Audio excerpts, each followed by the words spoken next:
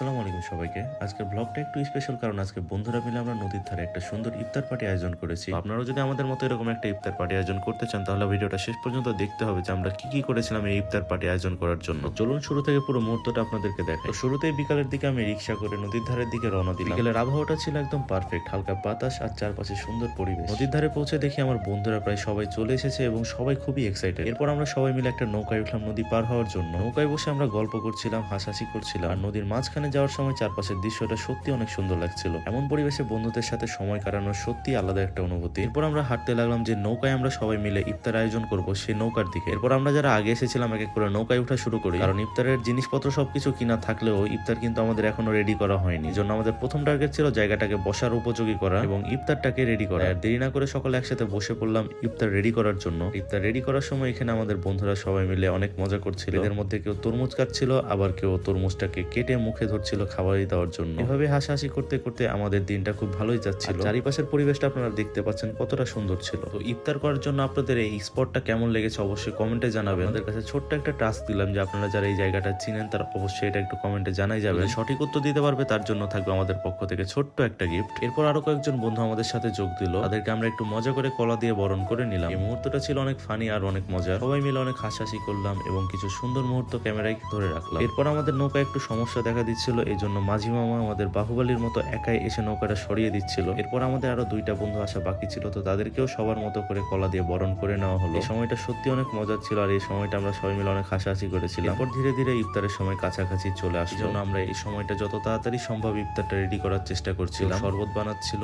তো কেউ ছবি তুলছিল, আবার কেউ ফলমূল কাটাকাটি করছিল। আমরা এক একজন এক একটা কাজ ভাগ করে নিয়েছি। যত চেষ্টা করি আমরা কখনোই ভালো তরমুজ কিনতে পারি না। আমরা যদি ভালো তরমুজ কেনার কোনো টিপস জেনে থাকেন অবশ্যই সেটা কমেন্টে জানাই। এরপর বিরিয়ানির প্যাকেট যেগুলো আনা হয়েছিল আমিও একে একে সবাইকে দিয়ে দিচ্ছিলাম। সবাই চেষ্টা করছিলাম যাতে তাড়াতাড়ি আমাদের এই কাজটা শেষ হয়ে যায়, কারণ ইফতারের সময় অনেক কাছে আসছিল। সবাই মিলে একসাথে কাজ করার কারণে আমরা যথাসময়ে ইফতারটা রেডি করতে পেরেছিলাম। ইফতার রেডি করার পর আরো প্রায় আধা ঘন্টা মতো হাতে ছিল আমাদের। এই সময়টা আমরা সকলেই খুব ভালোভাবে উপভোগ করছিলাম। এরপর ধীরে ধীরে ইফতারের সময় কাছাকাছি চলে আসলো। আমরা সবাই একে একে শান্ত হয়ে পড়লাম আর ইফতারের আগে আমরা সবাই মিলে দোয়া ও মোনাজাত করলাম যেন আল্লাহ আমাদের সবাইকে কবুল করেন। আর বন্ধুদের সাথে একসাথে হয়ে দোয়া করার সময়টা সত্যি অনেক সুন্দর হয়। তারপর আমরা একসাথে সবাই ইফতার শুরু করলাম নদীর ধারে খোলা আকাশের নিচে বন্ধুরা একসাথে ইফতার। মুহূর্তটা সত্যি অসাধারণ ছিল। এভাবে আমাদের আজকের ইফতার পার্টিটা খুব সুন্দরভাবে শেষ হলো। বন্ধুদের সাথে কাটানোর সময়গুলো সবসময় স্মৃতি হয়ে থেকেছে। আসলে সত্যি বলতে বন্ধুরা যখন একসাথে হয় তখন ছোট ছোট মুহূর্তগুলো অনেক স্পেশাল হয়েছে। ব্যস্ততার কারণে হয়তো প্রতিদিন একসাথে বন্ধুরা মিলে আর সেভাবে আড্ডা দেওয়া হয় না। এই একটি মাস রমজান মাসে আমাদের সকলেরই উচিত সব বন্ধুরা একত্রিত হয়ে একটা ইফতার পার্টি আয়োজন করা। সব মিলিয়ে কেমন লাগলো আজকের ভিডিওটা অবশ্যই কমেন্টে জানাবেন। আর যে বন্ধুদের নিয়ে এরকম একটা ইফতার পার্টি আয়োজন করতে চান তাদেরকে ট্যাগ করে ভিডিওটা